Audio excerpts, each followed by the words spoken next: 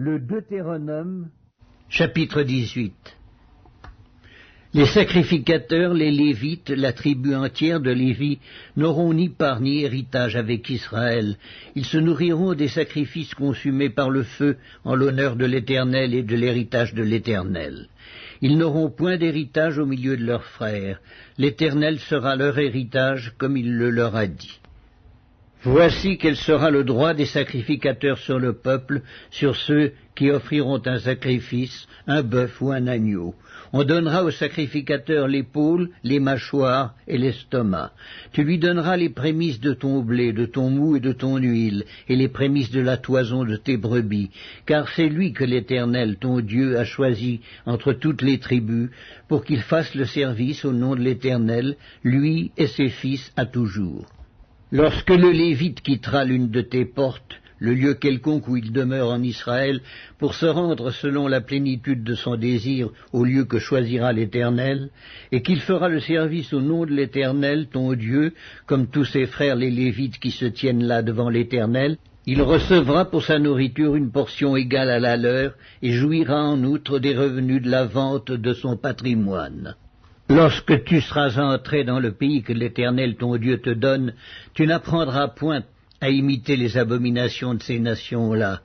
Qu'on ne trouve chez toi personne qui fasse passer son fils ou sa fille par le feu, personne qui exerce le métier de devin, d'astrologue, d'augure, de magicien, d'enchanteur, personne qui consulte ceux qui évoquent les esprits ou disent la bonne aventure, personne qui interroge les morts, car quiconque fait ces choses est en abomination à l'Éternel, et c'est à cause de ces abominations que l'Éternel ton Dieu va chasser ces nations devant toi.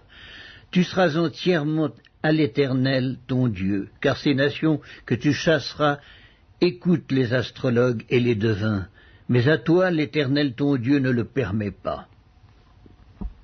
L'Éternel, ton Dieu, te suscitera du milieu de toi, d'entre tes frères, un prophète comme moi. Vous l'écouterez. Il répondra ainsi à la demande que tu fis à l'Éternel, ton Dieu, à Horeb, le jour de l'assemblée, quand tu disais « Que je n'entende plus la voix de l'Éternel, mon Dieu, et que je ne vois plus ce grand feu afin de ne pas mourir. L'Éternel me dit, ce qu'ils ont dit est bien. Je leur susciterai du milieu de leurs frères un prophète comme toi. Je mettrai mes paroles dans sa bouche, et il leur dira tout ce que je lui commanderai.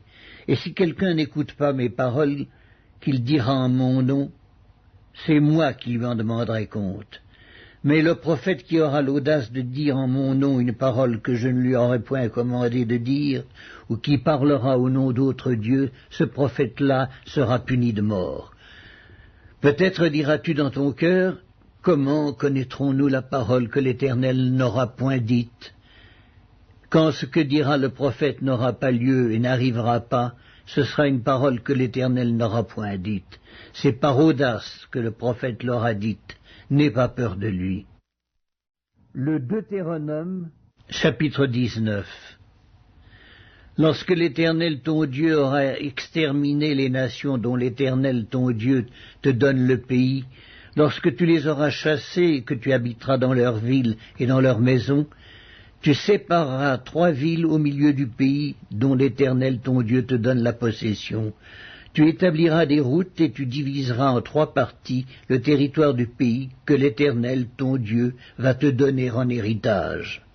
Il en sera ainsi afin que tout meurtrier puisse s'enfuir dans ces villes. Cette loi s'appliquera au meurtrier qui s'enfuira là pour sauver sa vie, lorsqu'il aura involontairement tué son prochain sans avoir été auparavant son ennemi. Un homme, par exemple, va couper du bois dans la forêt avec un autre homme. La hache en main, il s'élance pour abattre un arbre, le fer échappe du manche, atteint le compagnon de cet homme et lui donne la mort. Alors il s'enfuira dans l'une de ces villes pour sauver sa vie. De peur que le vengeur du sang, échauffé par la colère et poursuivant le meurtrier, ne finisse par l'atteindre, s'il y avait à faire beaucoup de chemin, et ne frappe mortellement celui qui ne mérite pas la mort, puisqu'il n'était point auparavant l'ennemi de son prochain. C'est pourquoi je te donne cet ordre, tu sépareras 3 villes. Lorsque l'Éternel ton Dieu aura élargi tes frontières, comme il l'a juré à tes pères, et qu'il t'aura donné tout le pays qu'il a promis à tes pères de te donner, pourvu que tu observes et mettes en pratique tous ces commandements que je te prescris aujourd'hui, en sorte que tu aimes l'Éternel ton Dieu et que tu marches toujours dans ses voies, tu ajouteras encore 3 villes à ces 3-là, afin que le sang innocent ne soit pas répandu au milieu du pays que l'Éternel ton Dieu te donne pour héritage, et que tu ne sois pas coupable de meurtre. Mais si un homme s'enfuit dans une de ces villes, après avoir dressé des embûches à son prochain, par inimitié contre lui, après l'avoir attaqué et frappé de manière à causer sa mort, les anciens de sa ville l'enverront saisir et le livreront entre les mains du vengeur du sang, afin qu'il meure. Tu ne jetteras pas sur lui un regard de pitié, tu feras disparaître d'Israël le sang innocent, et tu seras heureux. Tu ne reculeras point les bornes de ton prochain, posées par tes ancêtres, dans l'héritage que tu auras au pays, dont l'Éternel ton Dieu te donne la possession. Un seul témoin ne suffira pas contre un homme pour constater un crime ou un péché, quel qu'il soit. Un fait ne pourra s'établir que sur la déposition de 2 ou de 3 témoins. Lorsqu'un faux témoin s'élèvera contre quelqu'un pour l'accuser d'un crime, les 2 hommes en contestation comparaîtront devant l'Éternel, devant les sacrificateurs et les juges alors en fonction. Les juges feront avec soin des recherches. Le témoin est-il un faux témoin? A-t-il fait contre son frère une fausse déposition? Alors vous le traiterez comme il avait dessein de traiter son frère. Tu ôteras ainsi le mal du milieu de toi. Les autres entendront et craindront, et l'on ne commettra plus un acte aussi criminel au milieu de toi.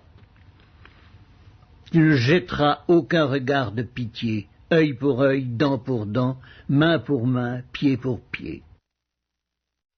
Le Deutéronome, chapitre 20. Lorsque tu iras à la guerre contre tes ennemis et que tu verras des chevaux et des chars et un peuple plus nombreux que toi, tu ne les craindras point, car l'Éternel ton Dieu qui t'a fait monter du pays d'Égypte est avec toi. À l'approche du combat, le sacrificateur s'avancera et parlera au peuple. Il leur dira « Écoute, Israël, vous allez aujourd'hui livrer bataille à vos ennemis.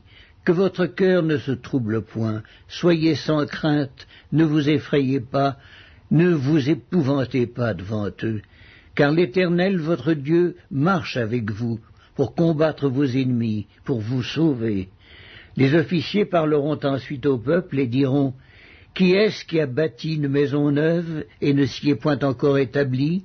Qu'il s'en aille et retourne chez lui, de peur qu'il ne meure dans la bataille et qu'un autre ne s'y établisse. Qui est-ce qui a planté une vigne et n'en a point encore joui ? Qu'il s'en aille et retourne chez lui, de peur qu'il ne meure dans la bataille et qu'un autre n'en jouisse. Qui est-ce qui a fiancé une femme et ne l'a point encore prise ? Qu'il s'en aille et retourne chez lui, de peur qu'il ne meure dans la bataille et qu'un autre ne la prenne. Les officiers continueront à parler au peuple et diront « Qui est-ce qui a peur et manque de courage ? Qu'il s'en aille et retourne chez lui, afin que ses frères ne se découragent pas comme lui. » Quand les officiers auront achevé de parler au peuple, ils placeront les chefs des troupes à la tête du peuple. Quand tu t'approcheras d'une ville pour l'attaquer, tu lui offriras la paix. Si elle accepte la paix et t'ouvre ses portes, tout le peuple qui s'y trouvera te sera tributaire et asservi. Si elle n'accepte pas la paix avec toi et qu'elle veuille te faire la guerre, alors tu la siégeras. Et après que l'Éternel ton Dieu l'aura livré entre tes mains, tu en feras passer tous les mâles au fil de l'épée. Mais tu prendras pour toi les femmes, les enfants, le bétail, tout ce qui sera dans la ville, tout son butin, et tu mangeras les dépouilles de tes ennemis que l'Éternel ton Dieu t'aura livrés. C'est ainsi que tu agiras à l'égard de toutes les villes qui sont très éloignées de toi, qui ne font point partie des villes de ces nations-ci. Mais dans les villes de ces peuples dont l'Éternel ton Dieu te donne le pays pour héritage, tu ne laisseras la vie à rien de ce qui respire, car tu dévoueras ces peuples par interdit, les Héthiens, les Amoréens, les Cananéens, les Phéréziens, les Éviens et les Jébusiens, comme l'Éternel ton Dieu te l'a ordonné, afin qu'ils ne vous apprennent pas à imiter toutes les abominations qu'ils font pour leur Dieu, et que vous ne péchiez point contre l'Éternel votre Dieu. Si tu fais un long siège pour t'emparer d'une ville avec laquelle tu es en guerre, tu ne détruiras point les arbres en y portant la hache, tu t'en nourriras et tu ne les abattras point, car l'arbre des champs est-il un homme pour être assiégé par toi ? Mais tu pourras détruire et abattre les arbres que tu sauras ne pas être des arbres servant à la nourriture, et en construire des retranchements contre la ville qui te fait la guerre jusqu'à ce qu'elle succombe. Le Deutéronome, chapitre 21. Si dans le pays dont l'Éternel ton Dieu te donne la possession, l'on trouve étendu au milieu d'un champ un homme tué, sans que l'on sache qui l'a frappé, tes anciens et tes juges iront mesurer les distances à partir du cadavre jusqu'aux villes des environs. Quand on aura déterminé la ville la plus rapprochée du cadavre, les anciens de cette ville prendront une génisse qui n'est point servie au travail et qui n'est point tirée aux joues. Ils feront descendre cette génisse vers un torrent qui jamais ne tarisse et où il n'y ait ni culture ni semence. Et là, ils briseront la nuque à la génisse dans le torrent. Alors s'approcheront les sacrificateurs, fils de Lévi, car l'Éternel ton Dieu les a choisis pour qu'ils le servent et qu'ils bénissent au nom de l'Éternel, et ce sont eux qui doivent prononcer sur toute contestation et sur toute blessure. Tous les anciens de cette ville, la plus rapprochée du cadavre, laveront leurs mains sur la génisse à laquelle on a brisé la nuque dans le torrent. Et prenant la parole, ils diront « Nos mains n'ont point répandu ce sang, et nos yeux ne l'ont point vu répandre. Pardonne, ô Éternel, à ton peuple d'Israël que tu as racheté. N'impute pas le sang innocent à ton peuple d'Israël, et ce sang ne lui sera point imputé. Ainsi tu dois faire disparaître du milieu de toi le sang innocent, en faisant ce qui est droit aux yeux de l'Éternel. Lorsque tu iras à la guerre contre tes ennemis, si l'Éternel les livre entre tes mains et que tu leur fasses des prisonniers, peut-être verras-tu parmi les captives une femme belle de figure, et auras-tu le désir de la prendre pour femme. Alors tu l'amèneras dans l'intérieur de ta maison. Elle se rasera la tête et se fera les ongles. Elle quittera les vêtements qu'elle portait quand elle a été prise, elle demeurera dans ta maison, et elle pleurera son père et sa mère pendant 1 mois. Après cela, tu iras vers elle, tu l'auras en ta possession, et elle sera ta femme. Si elle cesse de te plaire, tu la laisseras aller où elle voudra, tu ne pourras pas la vendre pour de l'argent, ni la traiter comme esclave, parce que tu l'auras humiliée. Si un homme qui a 2 femmes aime l'une et n'aime pas l'autre, et s'il en a des fils dont le premier-né soit de la femme qu'il n'aime pas, il ne pourra point, quand il partagera son bien entre ses fils, reconnaître comme premier-né le fils de celle qu'il aime à la place du fils de celle qu'il n'aime pas et qui est le premier-né. Mais il reconnaîtra pour premier-né le fils de celle qu'il n'aime pas et lui donnera sur son bien une portion double, car ce fils est les prémices de sa vigueur, le droit d'aînesse lui appartient. Si un homme a un fils indocile et rebelle, n'écoutant ni la voix de son père, ni la voix de sa mère, et ne leur obéissant pas même après qu'ils l'ont châtié, le père et la mère le prendront et le mèneront vers les anciens de sa ville et à la porte du lieu qu'il habite. Ils diront aux anciens de sa ville, « Voici notre fils, qui est indocile et rebelle, qui n'écoute pas notre voix, et qui se livre à des excès et à l'ivrognerie. » Et tous les hommes de sa ville le lapideront, et il mourra. Tu ôteras ainsi le mal du milieu de toi, afin que tout Israël entende et craigne.